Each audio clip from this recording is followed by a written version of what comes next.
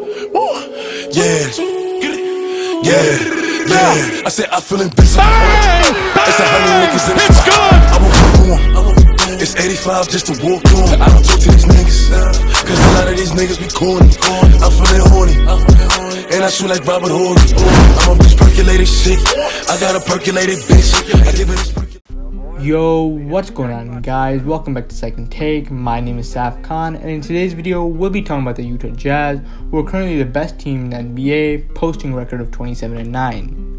Throughout this video, I'll be discussing 5 major topics. These major topics include the improvement from last season, this season in general, the growth of players on the roster itself and why it's so complete, and finally, if the Jazz have the capabilities to make a deep playoff run and win series against teams in their conference like the Lakers or the Clippers to reach the finals. Now, before I get into the actual video, make sure to subscribe and like this video, and let us know in the comments what you'd like to see in the near future. That said, let's get straight into the video. As I stated before, the first thing I'll be discussing is the improvement from last season. Last season, the Utah Jazz finished a record of 44-28, which translates to the 6th seed in the Western Conference, tied with the OKC Thunder and the Houston Rockets. Unfortunately for them, they ended up being the lowest seed out of the 3 teams due to the other teams having a tiebreaker over the Jazz. In the playoffs, the Jazz lost in the first round to the Nuggets, where Game 7 came down to a game-winning shot in which Mike Conley's shot went in and out. The Jazz weren't overly active on draft night when they were planning to who to draft. There wasn't any necessary position of looking at the future building pieces when they have Mitchell leading the front court as for now. They ended up drafting with the number 27 overall pick, Udaka Uzubuki from Kansas. Sorry if I pronounced it incorrectly. A 7-foot center that can stretch the floor but doesn't seem to have any playing time and is out of the rotation. Currently, he's in the G League playing with the Salt Lake City Stars, where he's actually dealing with a right ankle sprain. Utah didn't play their hand for a backup big in free agency, which could suggest that the coaching staff is comfortable with Uzubuki taking up the role for the future, as he averaged 14 points, 11 rebounds, and 3 blocks during his senior season with the Jayhawks. Utah also made a good decision by selecting guard Elijah Hughes with the 39th pick via the New Orleans Pelicans. The Syracuse product is a young wing with impressive ceiling and could develop into a decent rotation player as the season commences. He averaged 19 points, 5 rebounds, and 3 assists during the 2019-2020 season with Syracuse. Much like the draft, the Jazz weren't expected to go out and sign big-name free agents. Keep in mind that they still have Mike Conley on a max deal this season, which complicated their ability to maneuver in any additional players in free agency outside of the veteran minimum deals. They were able to strike gold in re-signing Jordan Clarkson, as he is the top candidate for the 6-Man Year of the award this season due to the Jazz's success. They also re-signed Derek Favors, but honestly, who cares about Derek Favors? No, I'm just kidding. Favors' stats might not look that good, but has been pretty consistent and is the second on the team in terms of PER, only behind their star big Rudy Gobert. His PER is actually 20.3. The Jazz entered the season primarily with the same roster, but the key reason why they improved this season is due to the fact of the growth on the players on the roster, which I will get into a bit later. This leads me to my next topic, which is this season itself. As I mentioned earlier, the Jazz are currently the number 1 seed in the Western Conference and have the best record in the entire NBA. To start off, I have to give huge credit to their coach Quinn Snyder. Even though he's had his up and downs since coming to Utah in 2014, it really seems like this season he's more of a competent head coach.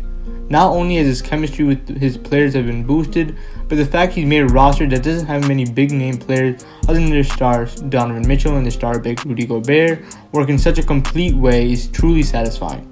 I like to rephrase what I meant by not many big players, as I think many people might misinterpret what I mean.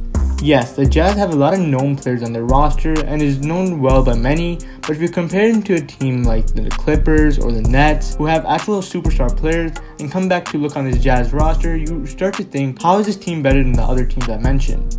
This team arguably is one of the most complete teams in the NBA, one of the main reasons why this team has done so well this season. There really isn't one particular spot where they need improvement on. They got the players they need, and as for the younger players on the roster, you just have to hope they continue to grow to their maximum potential. Rudy Gobert, who's currently arguably the best defensive big in the NBA, just recently got paid a huge contract that was worth 5 years, $205 million. When the transaction took place, many people started implementing hate towards him and the Jazz franchise, as they thought that he wasn't worth that much. As for now, the hatred has died down from fans across the NBA, and is because he's playing the best basketball of his career at the moment and leading this #1 team in the league. I would like to mention the fact that the Utah Jazz are struggling as of recent, losing their past 3 of their 4 games. Even after this tough stretch they are currently in, they are still comfortable at the #1 seed and with the #1 record in the NBA. The Jazz this season are 3rd in the number of points scored in a game, they're 2nd in offensive rating, 3rd in defensive rating, and finally #1 in overall net rating. Also, as I mentioned before, the Jazz team consists of various age groups. They have a lot of young players alongside a lot of veteran players, and their average age is around 26.5. As I've stated before, the Jazz is a team filled with a lot of young players and veteran presence.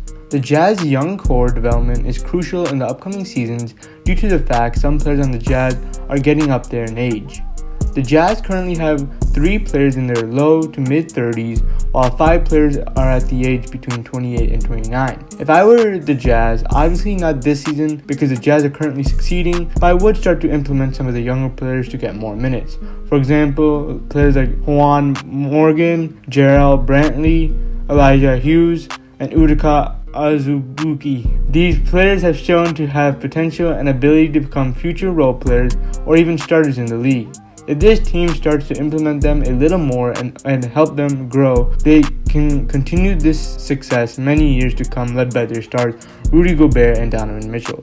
Now, if we look even closely, their star guard is Donovan Mitchell, is only 24 years old and doesn't turn 25 till September. If it isn't obvious already, they're trying to build a roster around him. Donovan Mitchell, since entering the league, has shown pure domination. At first, you could state that Mitchell was significantly underrated, as even though he was selected 13th overall in the 2017 draft, many people expected him to be a role player max. No one expected Mitchell to take that big of a jump as he did. In his rookie season, he averaged 21 points, 4 rebounds, and 4 assists, with a respectable shooting percentage of nearly 44%. Since then, Donovan has gotten better, slowly increasing his stats along the way. He's become a leader of this team that seemed to be stuck in the same place since the Stockton and Malone era came to an end. Donovan Mitchell, in his 4 seasons in the NBA, has made the All-Star game twice, back-to-back this year and last season. He was on the All-Rookie First Team and won the Slam Dunk contest back in 2018. And as for Gobert, their star big man, I mentioned he signed a humongous contract of 5 years, $205 million, so obviously he will still be here in Utah to accompany Mitchell.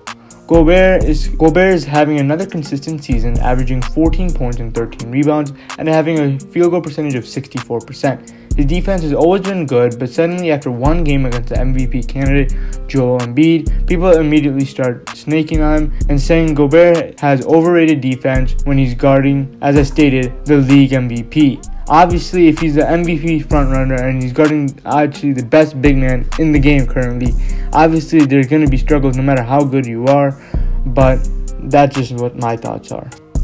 Now I'll be heading to the overall roster on this team. The Utah Jazz starting lineup consists of Mike Conley at the 1, Donovan Mitchell at the 2, Bojan Bogdanovic at the 3, Royce O'Neal at the 4, Rudy Gobert at the 5, while Jordan Clarkson and Joe Ingles following shortly off the bench. As I mentioned earlier, Jordan Clarkson is currently the front-runner of the 6th Man of the Year award, and it is no surprise. This season, Jordan Clarkson is averaging 18 points, 4 rebounds, and 2 assists, while shooting a healthy 45% from the field and 38% from downtown. This is all done in only 26 minutes of playing time. If the NBA season ended today, he would be very deserving of the award, as he's one of the biggest reasons why the Jazz are playing significantly good this season. Heading over to Bogdanovic and Ingles, the main shooters of the Jazz team, Bogdanovic this season, believe it or not, is not really having as much success as he normally does. This season, he's actually regressed compared to his past seasons. Since last season, he's had a 5-point decrease per game while only playing 2 minutes less than last season. He's also shooting a tad bit worse than he usually does. I find this funny because Ingles is actually having an amazing year compared to last season.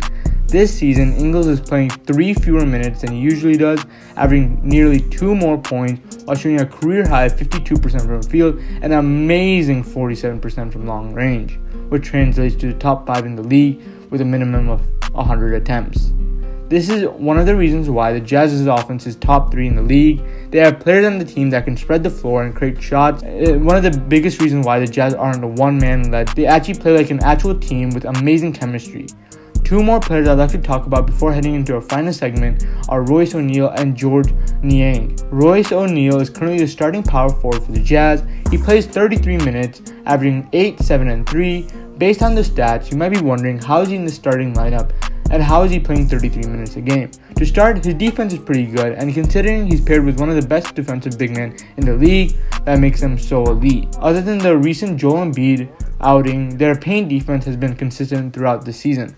The last person on the team I'd like to talk about is George Niang. George Niang is a backup power forward for the Utah Jazz, and honestly there really isn't much to say about him other than the fact he's a backup for O'Neal. In 13 minutes per game this season, he's averaging 5 points per game, 2 rebounds and 1 assist to go alongside a field goal percentage of 43%. Finally, I'll be heading to the final segment of the video if the Jazz can actually make a deep playoff run and not turn into one of the fluke teams some people might think they are. This segment might be shorter than usual due to the fact this is pretty straightforward and it's just yes or no if they can make a long run in the playoffs. So to begin with, if this reminds me of the 2011 Green Bay Packers. If you think about it, the Green Bay Packers finished the NFL with a record of 15-1, the best in the league, just to lose to the 6th seed Giants in the first game of their playoffs in the divisional round, knocking them out immediately. This could be the similar situation for the Jazz, many people think. Before I give my analysis on what the Jazz can do to continue their success, I'll first give my predictions. I think the Jazz will continue to be the first seed in the NBA heading into the playoffs. I think the Jazz will sweep whoever the 8th seed is, then win in 6 in the Western semis, but fall short and lose in the Western Conference Finals to a team like the Lakers or the Clippers.